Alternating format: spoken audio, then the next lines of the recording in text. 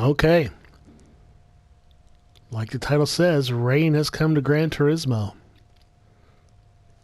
New update came through last night in the, I think it was around midnight-ish or something. And Polyphony Digital has finally put rain in Gran Turismo. Okay, now to be fair, it's only on one track.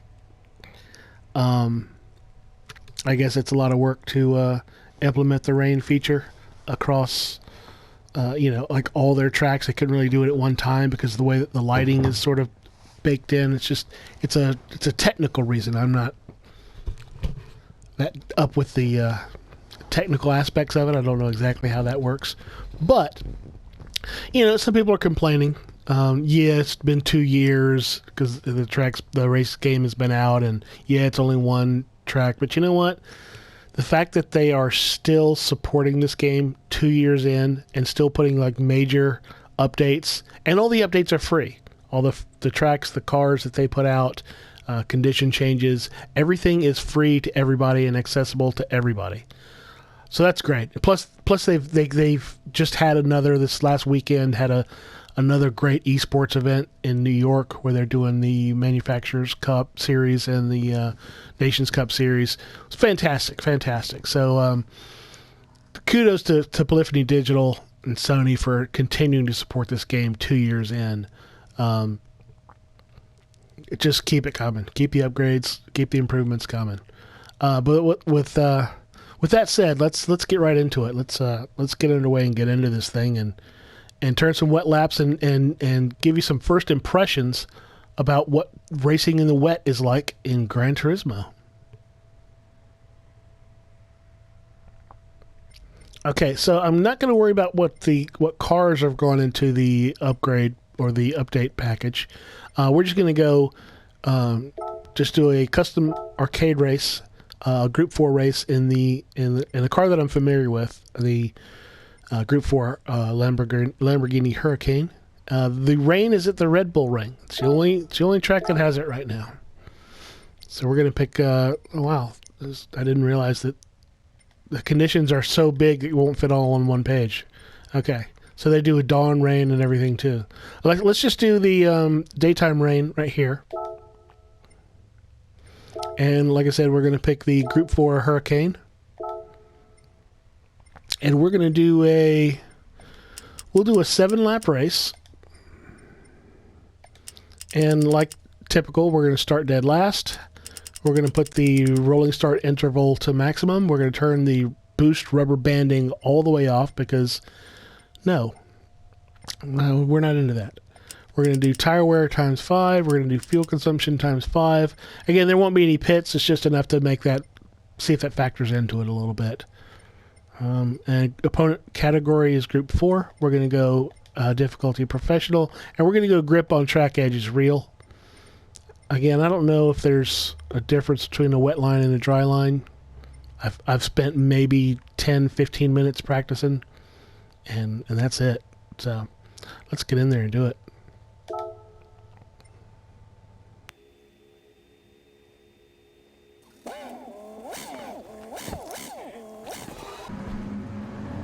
Okay, so let's take a look at the conditions, the driving options. I've turned traction control all the way off, and ABS is off. So we're going to really see how it feels. None of those electronic assists. We're going to go in here. We're not going to do anything to the power ratio. We're going to keep everything sort of stock. I have a custom transmission in there. That's it. And then, I've selected heavy wet tires instead of the intermediate because the rain is just steady coming down. We're not going to do BOP or anything here. Just standard, basically stock, except for, I have that transmission. So, with that said, let's get this race underway.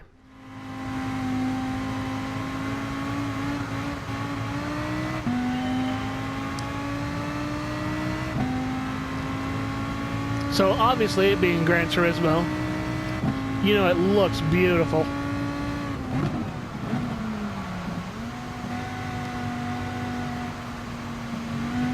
That's to be expected.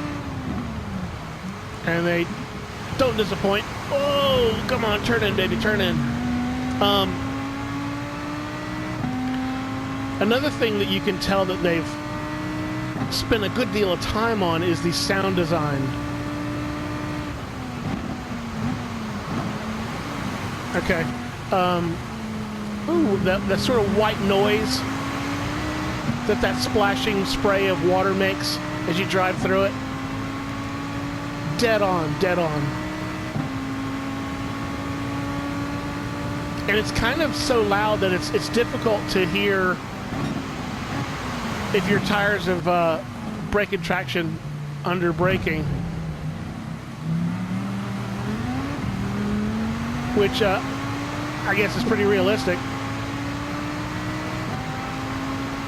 I mean, I've never driven a race car in real life, but I do have, you know, over 35 years of just real world driving experience.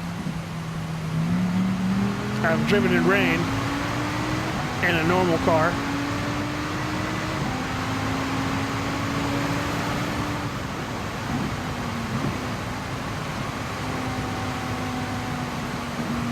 Which probably goes without saying.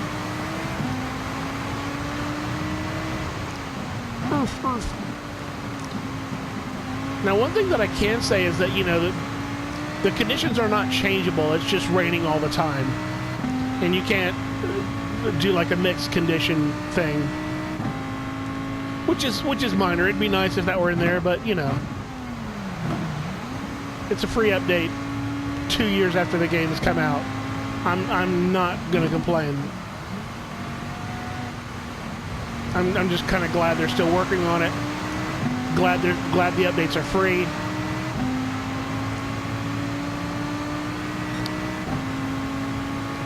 So I'm just glad they're still supporting it, really.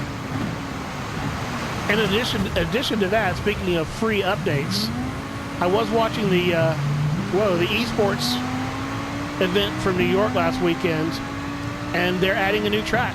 They're finally putting Spa-Francorchamps in Gran Turismo Sport, which I don't know when that's coming out. I don't think they gave a release date for that update. Ooh, but it's coming. So that'll be nice. Send it up the inside. Ooh, it feels like slow motion here. Okay. So, thoughts on the track feel. It's appropriately slippery. You know, there are times when the car definitely gets away from you and it starts to slide and it snaps away and you got to catch it. That feels very realistic. There's a lot of, you know, where the steering kind of washes away and you understeer it wide. It feels very, very good.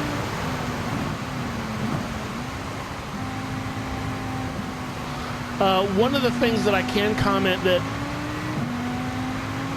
is lacking from, I guess, compared to Forza, and, you know, in full disclosure, I have not played Forza since Forza 6. That's the last Forza I played. I have not touched Forza 7. But when they implemented wet conditions in Forza 6, one of the things that they did extraordinarily well was where the water sort of flows across the track or puddles up, and your tires hit those puddles, it grabs the wheel and almost kind of yanks the steering wheel out of your hand and forces the car into that direction, which is extremely realistic and was surprising and kind of amazing. First time I experienced that in Forza. And in Gran Turismo, they are not modeling that. I have not found any spot on the track where there's standing water that's puddled up that grips the wheel and pulls the car into a given direction. So that's not here. Again, that's another thing that, whoa, I'm just sliding and not braking properly. So that's not modeled here. Be cool if it were here, but it's not. But with them continuing to support the game for over 2 years now, still adding tracks and conditions and cars, and then just giving them away for free. You never know. They could add that in the future. But as of right now, I'm definitely enjoying this this update. I haven't tried any of the new cars yet. They're cars that have been in the series before, but I have not tried them in GT Sport yet. Woo, look at that, sideways. Feels really good, and it feels right. Like, you know, in real life when I've lost traction in the water and counter-steered and regained traction, it felt a lot like that.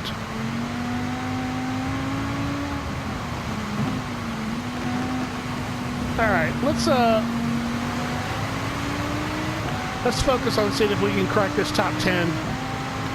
See what kind of results we can get here. I've been kind of chattering away and not really focusing on driving performance.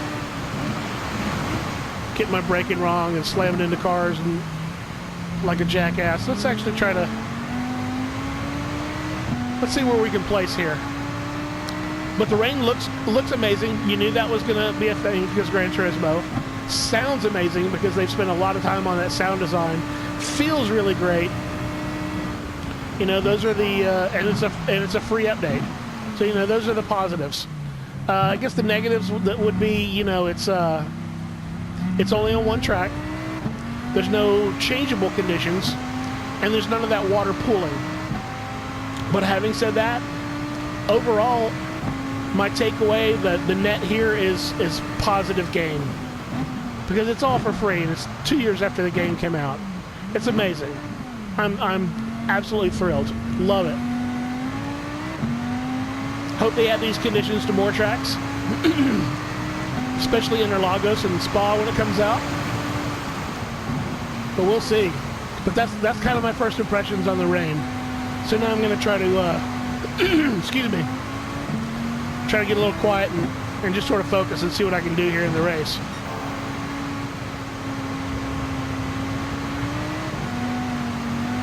Woo! Got about 3.5 laps to go. Or 3 1/3, I guess, considering I'm in the last sector.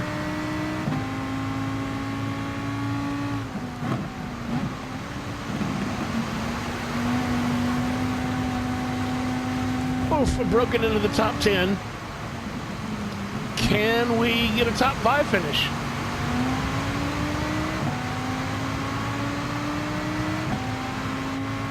Oh, I guess, you know what? I never showed you different camera angles.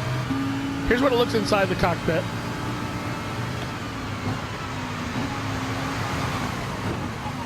Not a lot of sort of water running around on the windscreen.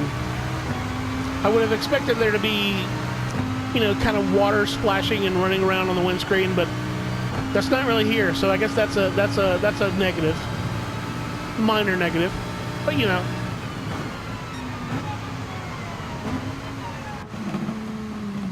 Woo! There's this camera angle.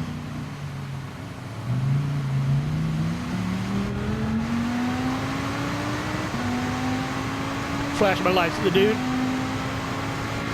And here's the chase.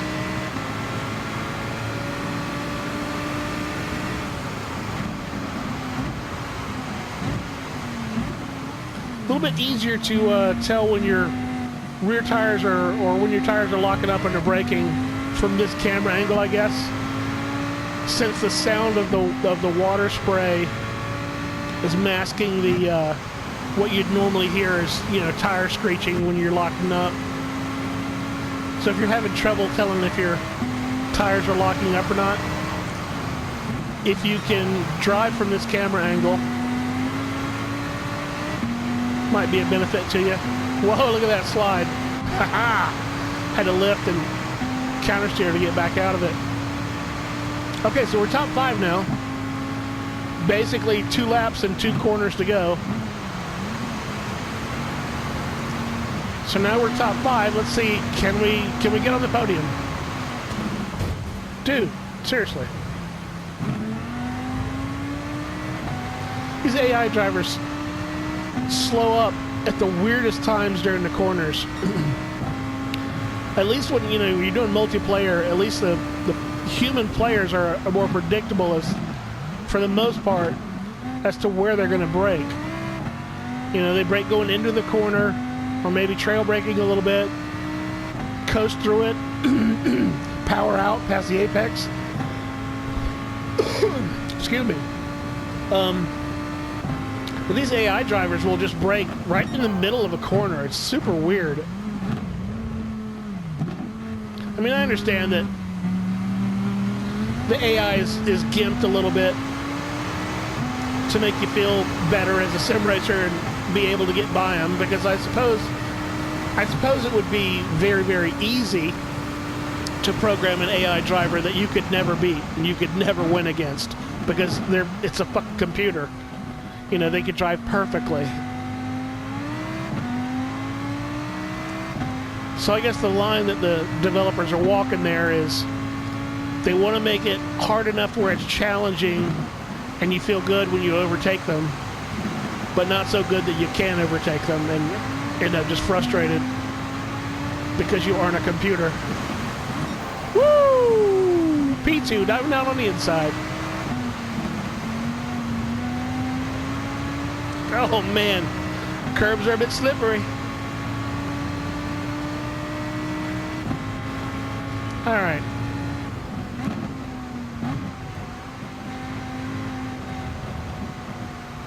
What is that, the Group 4 Mustang up there? We got oh shit, a little bit wide. We got a lap we can get him.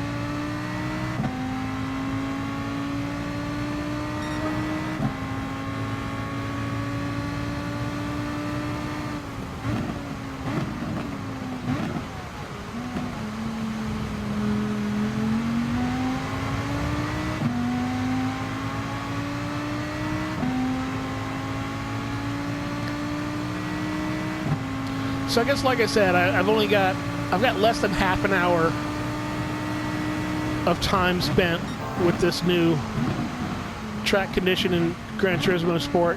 Whoa! Speaking of slowing up during the corners,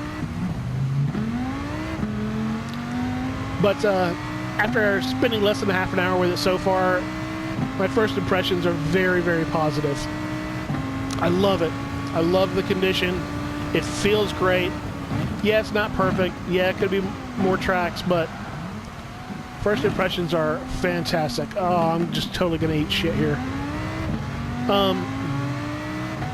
Very happy. Definitely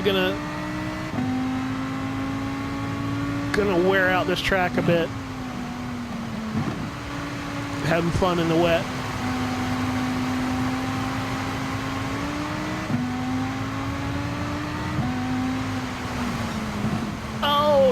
Is it too deep? Is it too deep? Yes. And he gets the undercut back on, not the undercut, the over-under, the cutback, whatever you want to call it. He got me back because I went too deep. 2 corners left. And he's going defensive.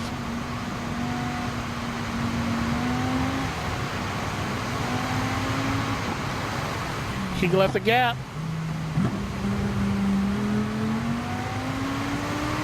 Oh, come on, come on. It's a drag race. I'm not going to get him. He's too fast. Oh, well. P2.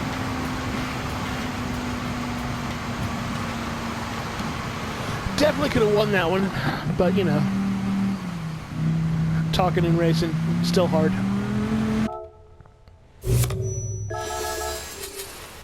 But, yeah, that's a blast. I love the new wet conditions. I really hope it comes to more tracks. Would love to see more of that. Thanks for watching.